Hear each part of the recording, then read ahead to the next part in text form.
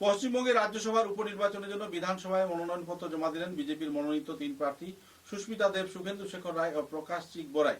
সোমবার মনোনয়ন জমা দেওয়ার সময় উপস্থিত ছিলেন বিজেপি রাজ্য সভাপতি শ্রমিক ভট্টাচার্য, মুখ্যমন্ত্রী শুভেন্দু অধিকারী এবং অন্যান্য কর্মকর্তারা।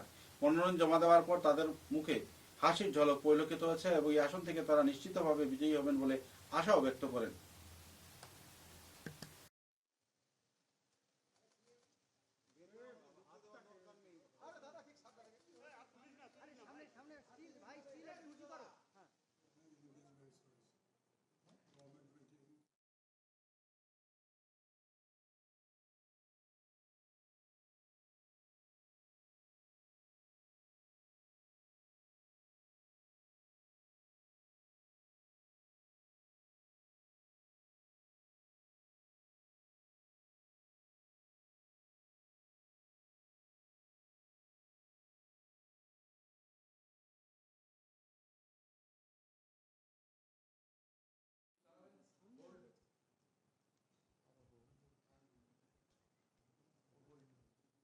ম্যাডাম একটু এদিকে।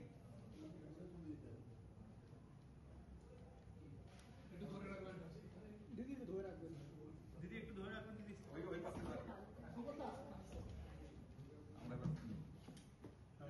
ক্ষমতা কই? ক্ষমতা যায়। স্যার ঘুরে যাবেন স্যার। স্যার একটু এদিকে স্যার। হ্যাঁ ঠিক আছে একদম। কি সুখেন্দু শেখর রায়।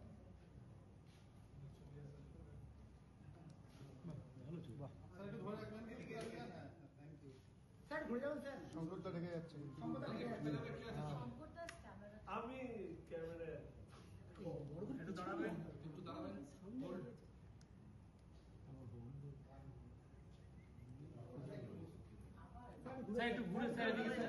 সম্পদটা আপনারা দেখতে পাচ্ছেন না? সম্পদটা একটু মাঝখানে আসুন।